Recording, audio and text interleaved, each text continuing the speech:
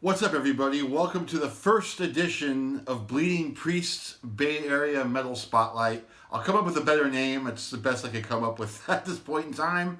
But what we're going to do here with each installment is talk about a significant record that was released by a Bay Area metal or rock band over the years. Very important albums to me and to many others. And for this first edition, we're going to do Vicious Rumors' Digital Dictator. Great fucking album. Criminally underrated. And the band is underrated as well. For many reasons, which I'll get into in a second. But this is a fantastic album. One of my favorite Bay Area metal albums to ever come out.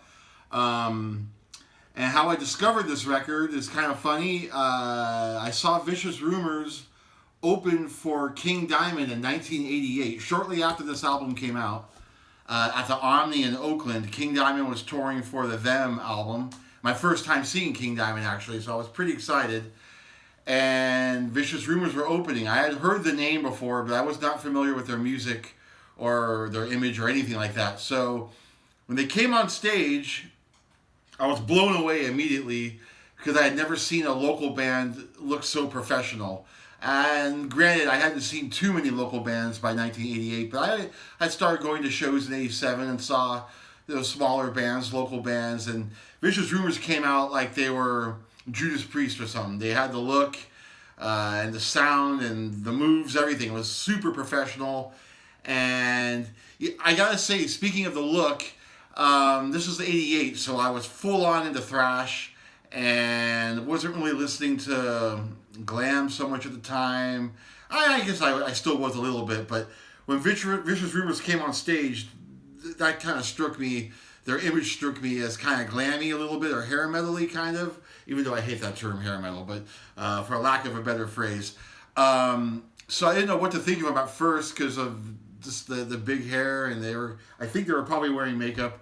But I could not deny the music and the professionalism and just the players. Everyone was a smoking, like, great dual guitar attack. Larry Howe was a killer drummer, and Carl Albert, the late great Carl Albert, was one of the best vocalists I've ever seen in the flesh. Like, he blew me away.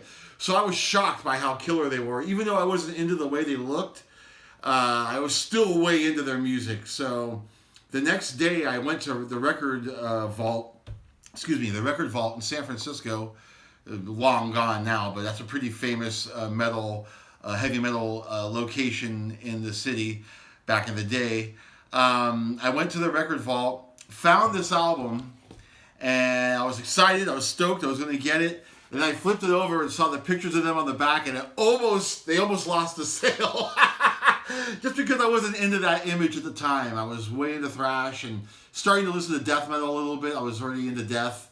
So it wasn't what I normally picked up. You know, if I saw a band that was wearing makeup and kind of had the big hair, I would usually avoid it in 1988. But I took the chance and bought this album, and I'm thankful for that decision ever since that day. I mean, this album is incredible. Like I said, Jeff Thorpe and Mark McGee, the twin guitar attack, no one did it better than them at the time. They were just the best. And Carl Albert's voice, and just the production's great. It was recorded at Prairie Sun Studios in Cotati, California. I don't think that's around anymore, but a lot of classic metal and rock albums were recorded at that studio. But yeah, this album blew me away. I still love it. I still listen to it regularly.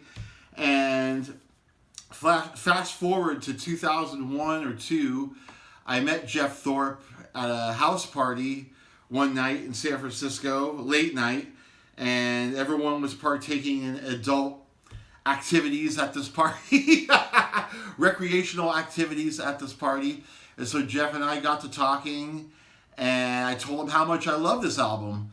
And I was, I was having fun, and I was a little high, so I ended up air drumming this entire album to Jeff Thorpe. Like, he just sat there and watched me. Like, I just had him cornered. I was like, no, and this part, and right here, this drum fill, and this guitar lick. And so I just basically air drummed the whole album in front of him. And he was so impressed by that he called me a week later and asked me if I wanted to go with Vicious Rumors to Wacken, play with them in Wacken in drum form, and I was shocked.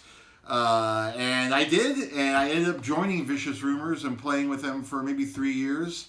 Unfortunately, I never recorded anything with them beyond demos, which you can hear on YouTube actually. But yeah, because of my love of this album and my unparalleled skills of air drumming, I got the Vicious Rumors gig and went to Wacken like a month later and was playing in front of tens of thousands of people. And my favorite song on this album is Towns on Fire. And when I told Jeff that, he kind of laughed at me and said that song was an afterthought, and they considered that to be like their 80s Kiss song, like something you'd hear on Lick It Up or Animalize, which is exactly why I love it. And he said that they never really played it live very much, and it certainly wasn't in their set in 2002.